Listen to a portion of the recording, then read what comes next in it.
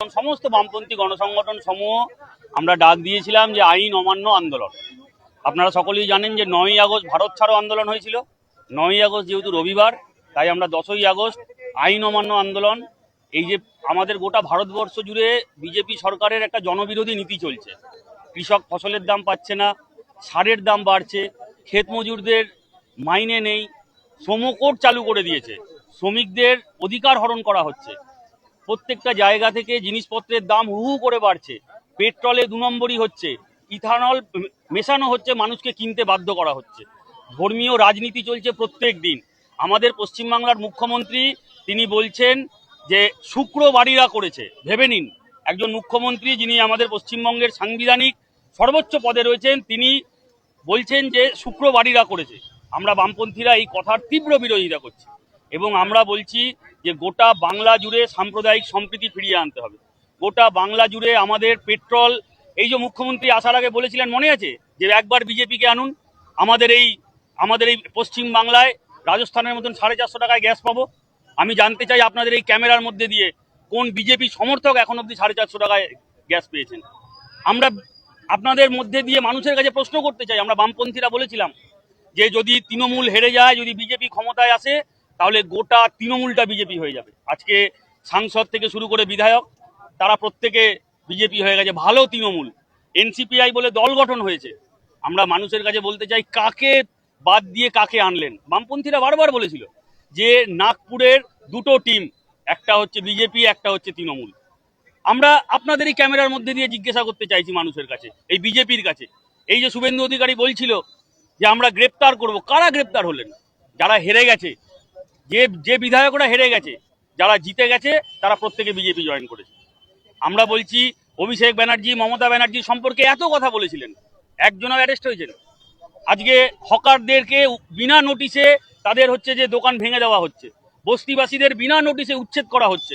আচ্ছা, অভিষেক ব্যানার্জির বাড়িতে নোটিশ গেছে, আজ অব্দি উচ্ছেদ হয়েছে?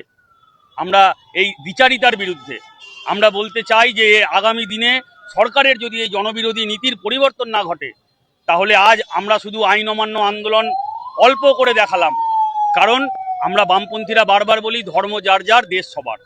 আজ জল ঢালা আছে, ধর্মের রীতি, মানুষ কাটোয়া থেকে জল নিয়ে আসছে, আমাদের বর্ধমানের শিবের মাথায় ঢালবে। আমরা আইন অমান্যকে অল্প করে করলাম, শুধুমাত্র ট্রেলার দেখালাম। যদি আগামী দিনে এই সরকার পরিবর্তন না করে নিজেদেরকে, তাহলে আইন অমান্য বৃহৎ আকারে হবে। 31শে আগস্ট আমরা এই বর্ধমানে দেখিয়ে গিয়েছিলাম আইন অমান্য কাকে বলে। বামপন্থীরা সেই রূপে ফিরে আসবে আগামী দিনে, যদি এই সরকার তাদের নীতি পরিবর্তন না করে।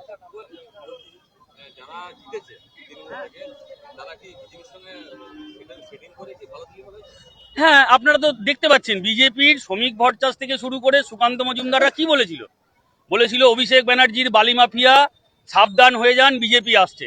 আজ রাতারাতি তাকে নিয়ে গিয়ে রাজ্যসভার সাংসদ করে দেওয়া হলো। আমরা বলছি যে তৃণমূল নেতারা প্রত্যেক দিন বিজেপিকে হুঙ্কার দিয়েছেন, বিজেপির কর্মীরা মার খেয়েছেন, তারা কোথায়? তারা আজকে সরে যাচ্ছে আর তৃণমূলের লোকজন সামনে এগিয়ে আসছে। ফলে আমরা বলছি এই পরিবর্তন, এটা শুধুমাত্র মানুষকে বোকা বানানো।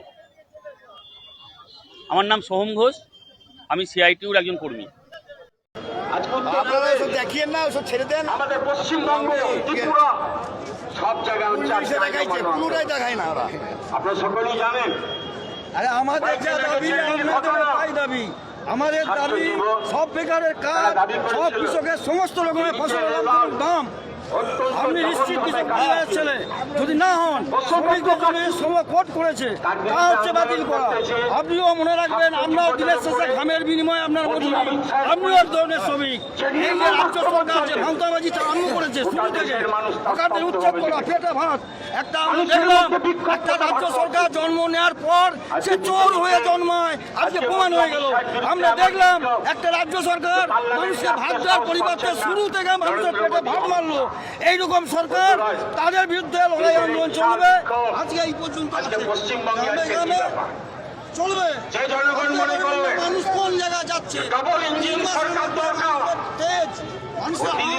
আপনারা একটু গ্রামের দিকে যান, পাচ্ছে 30 টাকা বছর। গোটা ভারতবর্ষে ডবল ইঞ্জিন সরকারের কি অবস্থা, কোন জায়গায় উত্তরপ্রদেশ, মধ্যপ্রদেশ সেই দাবিতে কি অবস্থা, ত্রিপুরা ওরা বলেছিল ভাবলেন না। এমএসপি মানবো, আসলে মিনিমাম সাপোর্ট আপনার শত্রু চিনলেন, দেবো বলেছিল, কিন্তু মিত্র চিনতে ভুল করলেন। এই যে দেশে একটা বড় পার্টি এমন একটা বিজেপি সরকার এই যে ক্ষমতা হলে সব সমস্যার সমাধান হবে। মোদী আজকে